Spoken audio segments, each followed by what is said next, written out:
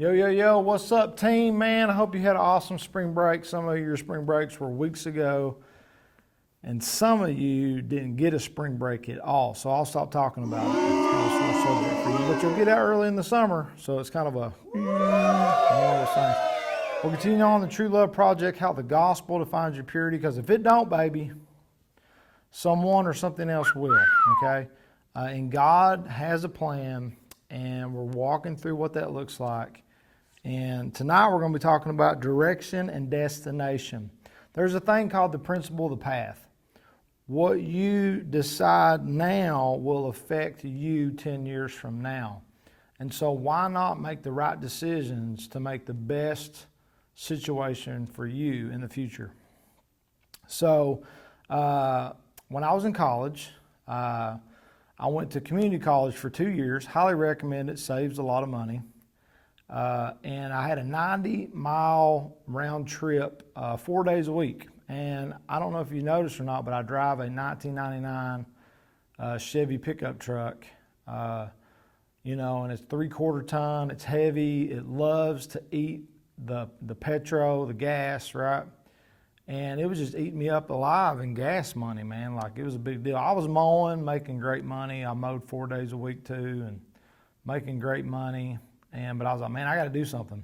So I found a 1992 Subaru station wagon, 5-speed, and I paid $500 for it. Now, the only trouble with that car was it got great gas miles. It got 35 miles a gallon.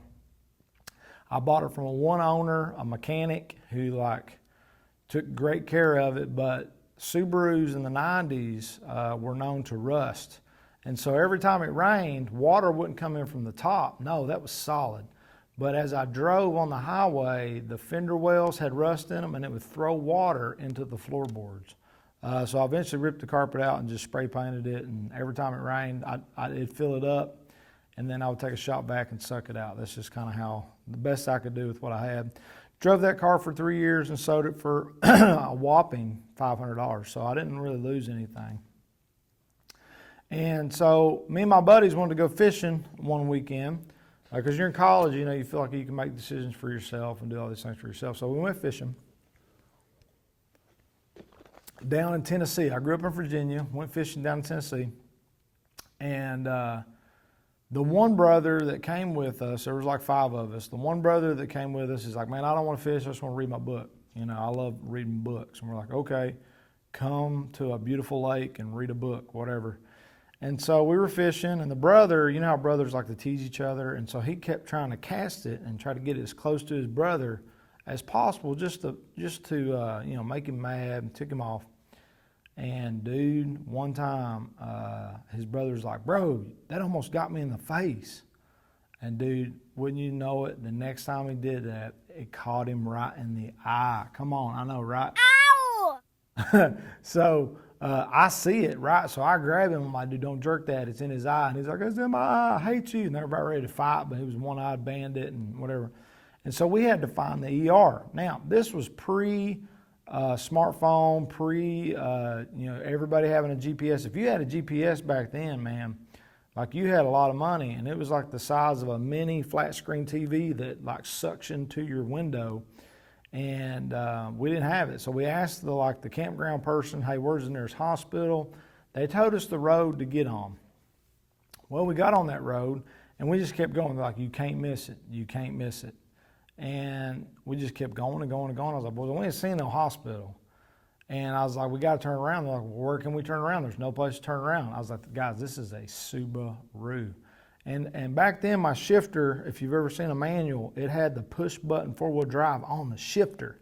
And I remember shifting that thing down in the third, pushing that button, and I jumped the highway. It was crazy. And we were on the right road, but we were going in the wrong direction.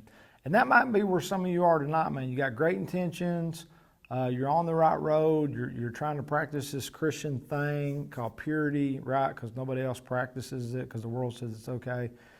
And, but you might be going in the wrong direction. You find yourself really kind of giving in to temptation, really not saying no to pretty much anything. You feel convicted about it maybe because you're saved, and that's a good thing. or maybe you don't feel any conviction at all, and that could mean that you might not be saved. You just need to turn around. You need to turn around. And how do I know this is possible? Because that was me, man. I had great intentions all through high school, and I ended up going, I was on the right road, but I was going the wrong direction. And until I obeyed conviction, I was able to turn around. So we're going to talk more about that. This is a great quote, Craig Rochelle. Everyone ends up somewhere, but few people end up somewhere on purpose. I mean, 98% of students I ask, what do you want to do in life? They don't have an answer. Now, is that normal? Yes. But man, like some of the people that I admire most, they were able to tell you what they wanted to do since they were a kid. A lot of podcasts I listen to, the greatest athletes of all time, they were drawing pictures that they were going to be the best quarterback in the NFL at age 5, and so that was already ingrained in them. So you got to have purpose, you got to have a plan. Psalm 128:1, how joyful are those who fear the Lord, all who follow his ways. And so that word fear there is out of respect, out of reverence. You're not going to do that. If you knew your dad was watching, you wouldn't do this. If you knew your mom was watching, you wouldn't do that, right?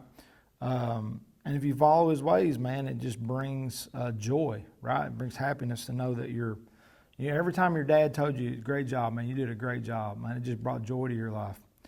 Here's another quote, Andy Stanley, direction, not intention, determines the destination. And so I asked the question, what good is intention, man?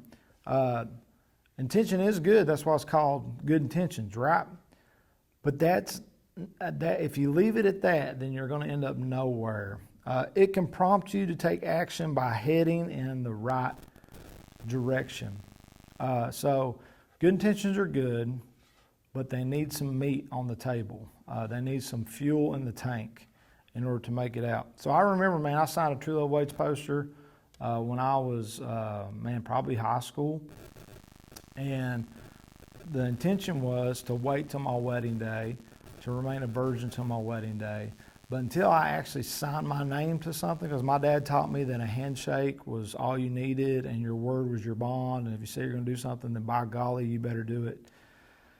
And so when I signed my name to that poster, man, it took my intentions to a purpose-driven level. And I really think me signing my name to that poster helped sabotage a lot of plans that I had potentially to lose my virginity. But that kept coming back up in my mind that God had something more for me, man. He's got something more for you too. So what's the destination, man? Where do we need to end up? Okay. Now, a lot of people think, man, I just need to make my wedding day a virgin. That's a great goal, but you can't let that become your God. And we'll talk more about that in a minute. Psalm 119, 105, 106. Your word is a lamp to guide my feet, a light for my path. I've promised it once, and I'll promise it again, which means I've acknowledged that I need to do it, and I'm going to acknowledge that I need to practice God's ways every day. I will obey your righteous regulations. So sabotage is always out there to get you, man. Every plan you have, if it's to work out, your workout partner is going to sleep in. You're going to be there by yourself. Do you work out by yourself, or do you wait for them to show up? It's a big dilemma. Do you work out? What do you do when nobody's watching? Sabotage is out there. So if you plan to make it to your wedding day a virgin, I guarantee you, man, listen, the moment I signed that True Love Waits poster when I was in high school, that's when things started happening, right? And so every time that you try to take a step in good, bad is trying to sabotage you 2 steps back. So know that, man. Be expecting that. Don't think it's weird when you make a commitment for purity that impurity comes knocking. Hello? Don't think it weird, right? Because they're coming for you, man. We know that. Satan's out to kill, steal, and destroy, but Jesus has come to give life. Crazy, right? But we know these things. Psalm 119, 109, 1 through 12, or 109 through 112. Though I constantly take my life in my hands. Don't we do that all the time? We think we can make our own decisions. We're big boy, big girl. I will not forget your law. The wicked have set a snare for me, but I have not strayed from your precepts. So when I was in high school, I was known as like the good kid, right? Now, did I always do good? No. I did some bad things. And I can tell you multiple stories if you'd ever like to come over to my house and we'll have some coffee. And I won't air all my dirty laundry, but I'll tell you some stories. But man, there's people always out there to sabotage you, man. So my senior year, there was a plan to get me to drink. There was a plan to get me to lose my virginity by graduation. And I was made aware of these plans, and I was flattered. I was like, oh, that's great. Thank you, guys, but no thank you. I'll throw my own graduation party, and that's what I did. I had my best friends over, and we stayed up on my front porch. My parents live on top of a mountain. We saw the sun come up. We drank Coca-Cola and water, and my parents had a hot tub. We just hung out. It was a fun night, and I couldn't ask for any better. But if I'd went to that other party, could have went bad, real bad. I might not be talking to you today. Let's just be honest about that. 111, your statutes are my heritage, which means, man, hey, like God has a proven track record of successfulness, joy, faithfulness in people's lives if people just obey Him. And it can be your heritage too. They are the joy of my heart. My heart is set on keeping your decrees to the very end. I'm going to go all out, man. I'm going to play to the fourth quarter, the last down. I'm going to score that touchdown because that's what Jesus wants me to do. Okay? So what's your big win in life, man? Is it to become, the number one recruit in America? Is it success, financial security? That's really for the adults that might be watching, man, or living debt-free. That's like the new thing. You're debt-free, bro? Now, I will make a plug, okay, for vehicles. Newer is not always better, okay? I'll take a Chevy pickup truck from the 90s before I would buy a brand new $65,000, $72,000 pickup truck. Why? Because less is more, man. You like the air-conditioned seats?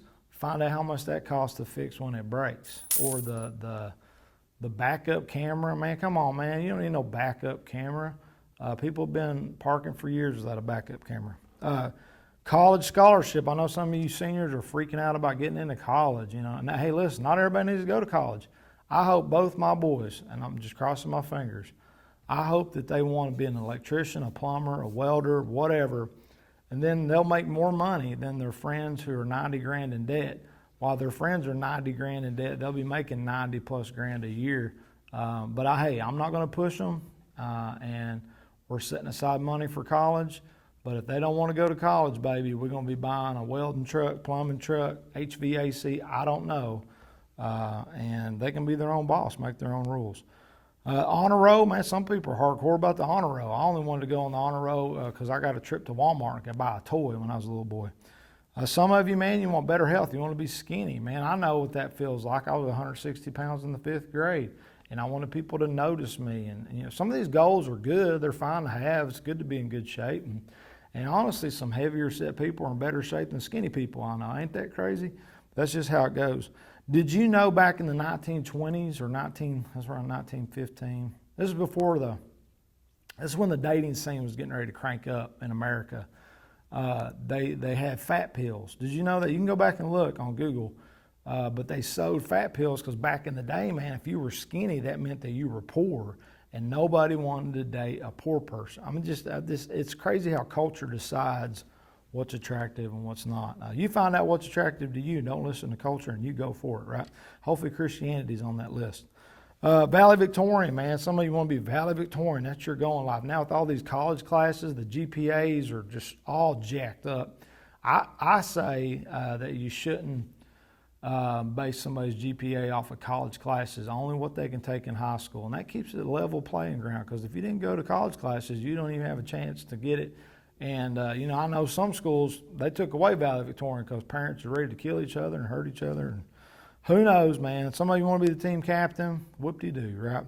All these things are good, but when you turn something good into your God, it always ends badly. So what are you going to do after high school when you're not the smartest person in college anymore? What are you going to do when you're not the team captain and actually you're the worst player on the team in college? I don't know. There's a lot of things there.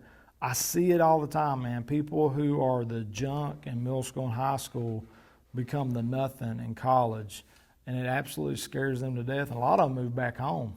They just can't handle it. And so, there's got to be something more than what you have planned for you in the next 10 months, Mark 8:35 through 38 says this, for whoever wants to save their life will lose it. And this is Jesus' economy here.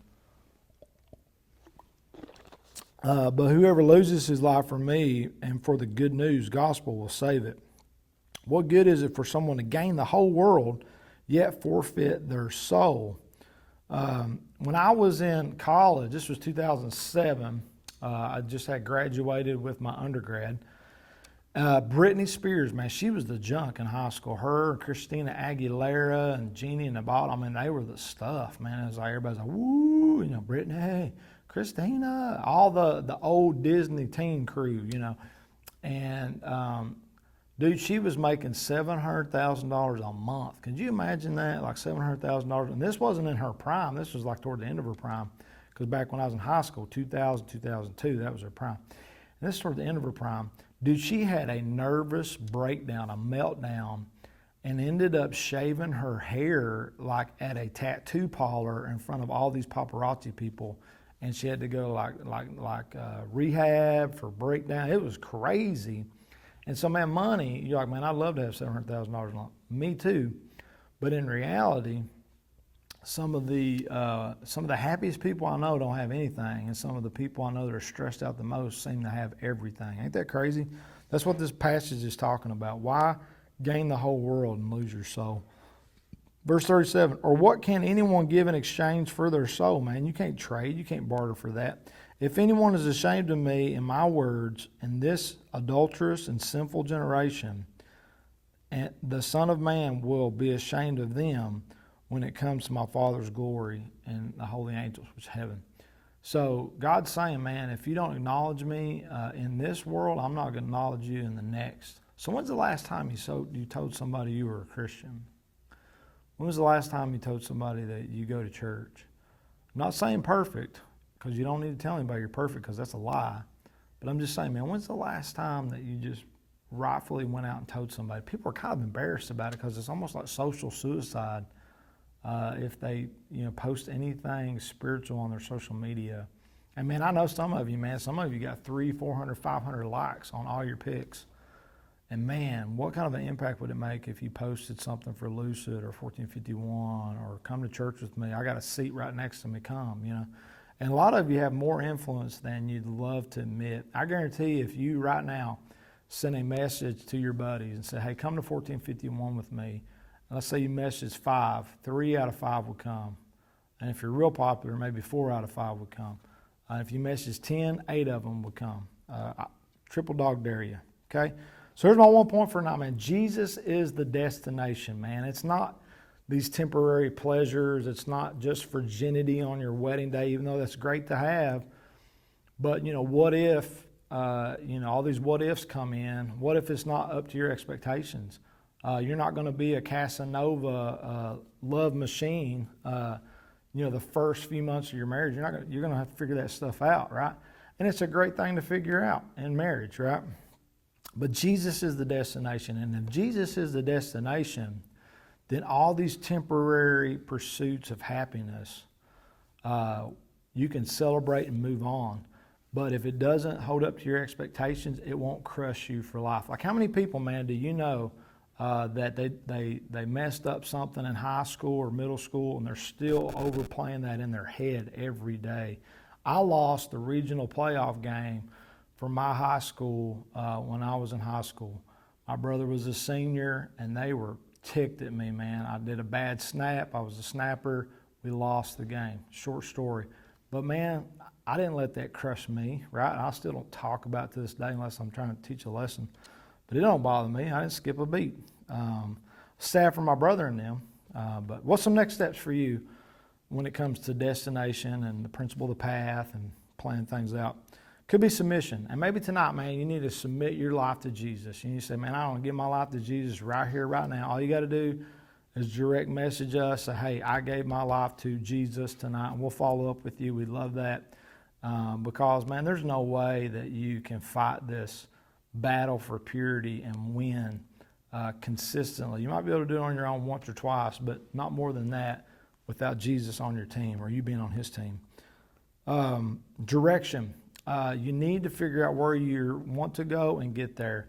Because, man, nobody plans. Listen, guys, nobody plans to make it to their wedding night pure, or nobody arrives there without a plan, man. There's no way. If I want to sign that poster, put on that True Love Waits ring, my gosh. Like I said, I wouldn't be here talking to you today. I'd probably be working in the coal mines, divorced with 13 animals and 12 kids. Who knows? I don't know. Instruction. You need to have a time alone with God every day, man. Receive that instruction, receive that guidance. If you're a guy and you're watching, a good way to help you fight purity or lust and temptation, read Proverbs, man. That was written from a dad to his son about what to stay away from and what to avoid. Principles of warning. So read those, man. There's like 30 some of those. Read those. So you can do one a day a month. Action. So listen to the Bible and do what it says. Put it into action. Say no. Say, honey, hey, I'm glad you're attracted to me. I'm glad you want me. I want you too, but we got to wait. I'm actually going to take you home right now, because if not, it could be bad. Okay? I love you, whatever. Take her home. Whatever. If you're a girl, if you're driving, take him home. I don't know. That helps. And then destination, man. Just know that the destination is Jesus. Everything else is good, but it's not your God. So, man, if you took a next step tonight, would you let us know? We can't wait to see you and your family on Sunday here at Emmanuel, Corbin Campus, 9:30, 11, Williamsburg 11, and Richmond 11. If you need to reach out to us, man, do it. Don't wait. Can't wait to hear from you. Love you guts. Bye-bye.